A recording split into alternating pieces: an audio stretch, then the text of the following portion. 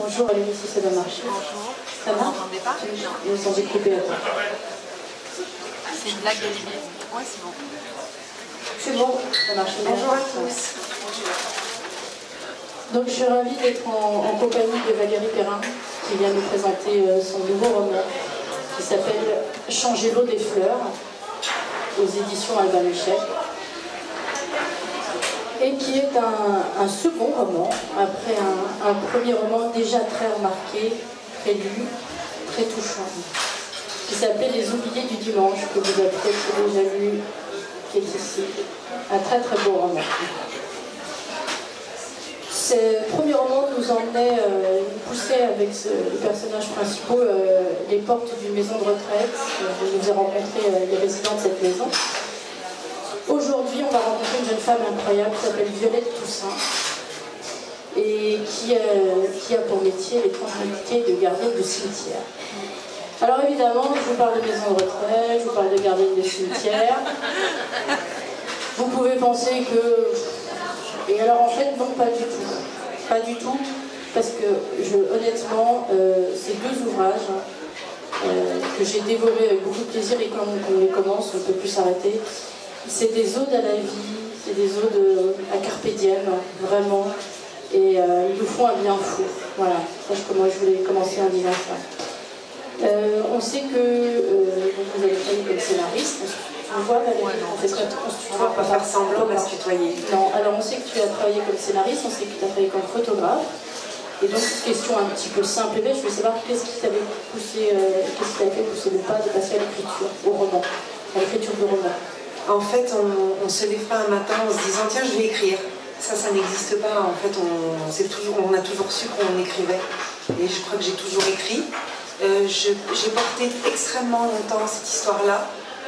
Très très longtemps, et puis j'ai eu une vie comme vous. Je sais pas que je n'ai plus de vie maintenant, mais qu'elle est très différente. J'ai changé de vie radicalement en 2017, mais avant ça, j'ai eu des enfants, j'ai fait des boulots alimentaires, voilà, puis j'écrivais un peu le soir en rentrant à la maison.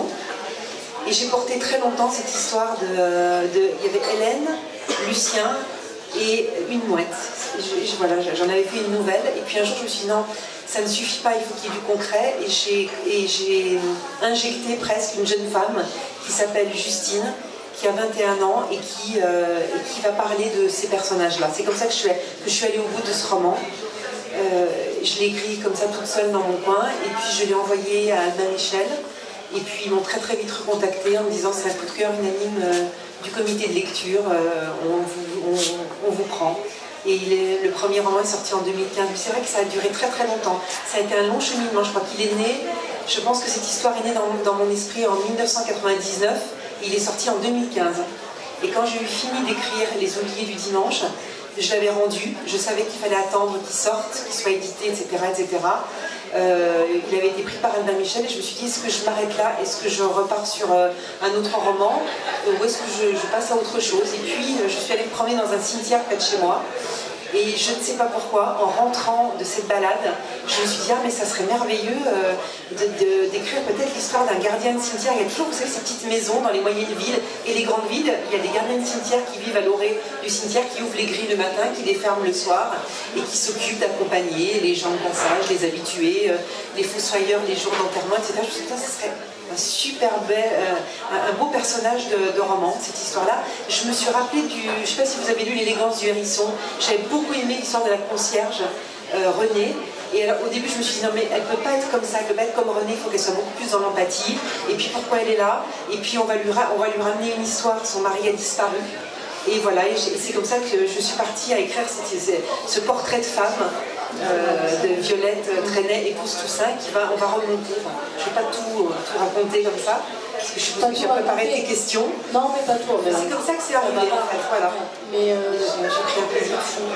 J'aimerais bien que tu nous parles de cette Violette un petit peu. Ouais, cette femme, parce qu'elle est passionnée. Violette, c'est une femme comme on m'a dit, qui vous avez pensé? Alors, honnêtement, pour certains personnages de ce roman, j'ai pensé très précisément à des gens. Pour Violette, mon personnage principal, ma narratrice, j'ai pensé à beaucoup de femmes. Beaucoup de femmes autour de moi. C'est ce qu'on appelle, c'est un mot très à la mode on n'entendait pas avant la résilience, elle est très résiliente. Elle aurait dû mourir 10 fois, elle est tombée 9 mois, ouais, c'est drôle. Elle est tombée 9 fois et elle s'est relevée 10, à chaque fois elle s'est relevée. Elle aurait dû mourir, elle est née sous X, elle était violette. La sage-femme remplissait les papiers en se disant voilà, morte-née, et elle, en attendant de remplir les papiers, elle l'a posée sur un radiateur et elle est devenue rose, elle est revenue à la vie, et du coup la sage-femme s'est pas emmerdée, elle s'est dit Violette, Violette c'est très bien, on va lui inventer un nom de famille, ça va être Trenet, parce que voilà, il y avait des chansons de Trenet au moment où elle naît, on imagine ça, elle passe de famille d'accueil en famille d'accueil, et elle a envie de vivre, et elle a envie d'aimer, et elle rencontre un type... j'ai envie de vous dire un sale type, c'est comme ça sur le papier. C'est la première approche qui s'appelle Philippe Toussaint, dont elle va tomber éperdument amoureuse. Et on va suivre toute cette histoire-là et on va comprendre beaucoup de choses. Mais toutes ces choses-là, on les découvre au fur et à mesure dans le roman. J'aime beaucoup commencer, c'est pareil pour les oubliés du dimanche. J'aime planter un décor, expliquer ce que les gens font là. Et puis au fur et à mesure qu'on avance dans le roman, on découvre tout ce qui est caché. Ce qui me fascine, il y a deux choses qui me fascinent le plus dans l'écriture. C'est l'amour. J'ai toujours aimé décliner l'amour, mais l'état amoureux me subjugue, donc j'ai vraiment envie d'écrire là-dessus. Et puis ce qui se cache derrière les apparences. Et typiquement, derrière Changer l'eau des fleurs, c'est les gens qui ont l'air d'être de braves gens, sont peut-être pas forcément les braves gens qu'ils ont l'air d'être, et les gens qui ont l'air de sales gens ne sont peut-être pas forcément les sales gens qu'ils ont l'air d'être. C'est ça qui est passionnant, qui est extrêmement bien raconté dans ce livre en fait, c'est que en tant que lecteur, on commence, on dit bon alors voilà, donc ça c'est le personnage un peu comme ça c'est le personnage un peu comme ça, on croit, nous lecteurs très intelligents, qu'on sait exactement où on va et en fait pas du tout. À chaque fois tu nous J'aime bien tromper le lecteur, je pense beaucoup au lecteur et j'aime bien, c'est le cas de le dire, le balader. C'est ça. Voilà. Et puis c'était un mot, je trouve que les cimetières peuvent être transformés en une sorte de champ de fleurs et de mystère aussi. Il y a beaucoup de mystères autour du cimetière, autour des tombes, autour des histoires. Et je me disais que c'était très intéressant que ce personnage-là connaisse presque toute l'histoire de chaque mort de son cimetière. Et qu'en plus de ça, elle a une particularité, cette Violette Toussaint, c'est qu'à chaque enterrement, elle note la météo, le nombre de gens qui étaient là.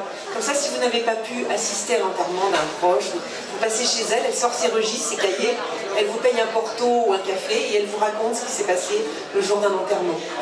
C'est marrant parce qu'au début, en lisant, moi j'ai toujours des références cinématographiques évidemment, mais ce côté de toujours vouloir aller faire le bien chez les autres, elle m'a fait penser à Amélie, quoi. Oui, Amélie Poulain, j'ai eu un papier la semaine dernière dans le L où la journaliste a dit il y a quelque chose du monde Caro Genet dans cette histoire, parce que tu as transformé le cimetière presque en poème.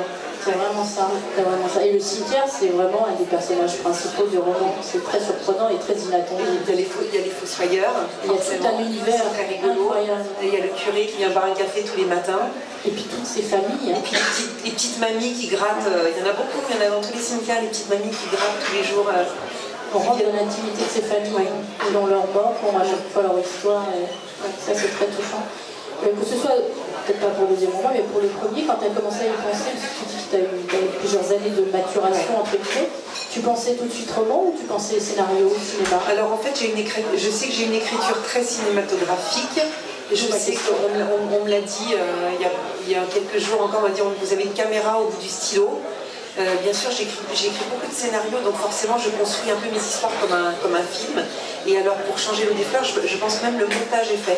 S'il y avait une adaptation au cinéma, c'est presque une succession de scènes et il ne faudrait presque pas bouger l'édifice parce que sinon ça se casserait la figure. Je crois qu'il est déjà monté même. La révélation arrive au bon moment, enfin tout est fait. Voilà.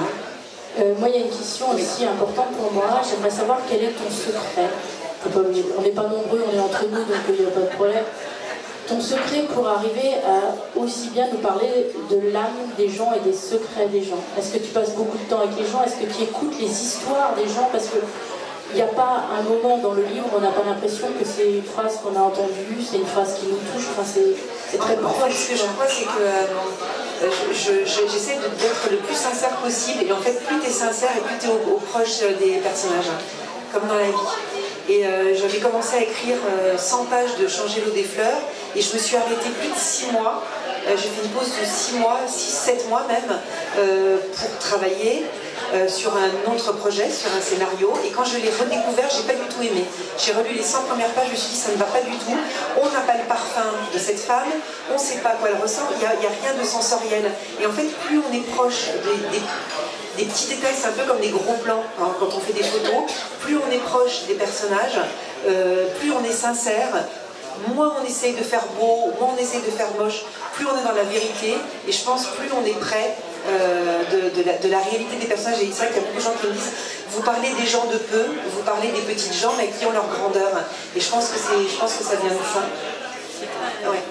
Et puis il y a un personnage aussi important qu'on n'a pas abordé dans ce roman, c'est Julien Seul. C'est comment cette femme dont la vie ronronne, parce que c'est vraiment ça, la vie ronronne depuis 19 ans, va être complètement bouleversée parce qu'un matin, on n'a pas précisé que le cimetière dont elle s'occupe se trouve en Bourgogne, et qu'un matin, il y a un type qui débarque de Marseille dans ce cimetière, qui voit de la lumière chez Violette, qui frappe à sa porte, et qui sort de chez le notaire, parce que les dernières volontés de sa maman, qui vient de décéder, sont de reposer dans ce cimetière. Et il veut comprendre pourquoi, parce qu'elle veut reposer auprès d'un homme qui est enterré dans ce cimetière depuis 2009, et il n'a jamais entendu parler de cet homme. Sa mère était mariée avec quelqu'un d'autre. Et donc il frappe chez Violette et il lui dit « Bonjour, je voudrais comprendre pourquoi ma mère veut reposer ici auprès de cet homme. » Et à partir de là, il va se passer beaucoup de choses, tout va basculer à partir de cette interrogation-là. Voilà, je crois qu'on vous a dit le principal. Ah non, mais j'ai pas fini. On est bien, on continue. On nous a pas fait si de nous arrêter. On nous a dit 20 minutes, vraiment, on les a pas passés. Hein. Oh là là, on est là. Il y a un moment, tu écris une phrase, tu dis « On ne rencontre jamais les gens par hasard, ils sont destinés à traverser notre chemin pour une raison. » Ça, tu le crois vraiment? Je vous raconte tout simplement, il est pas là, il est mon voisin.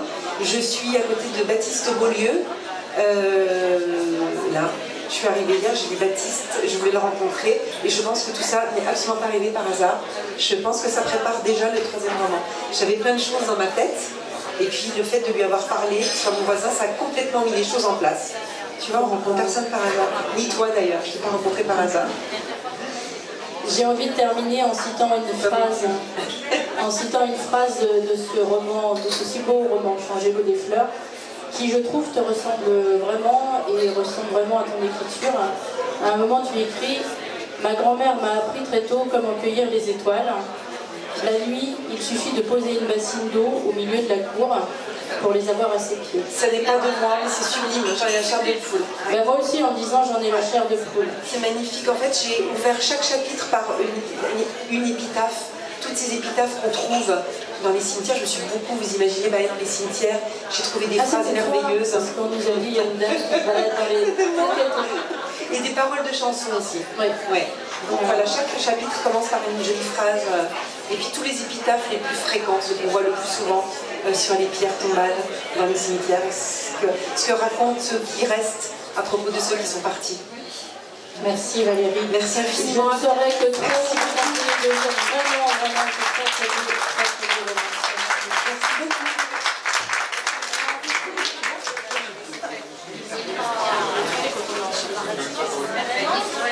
Merci beaucoup.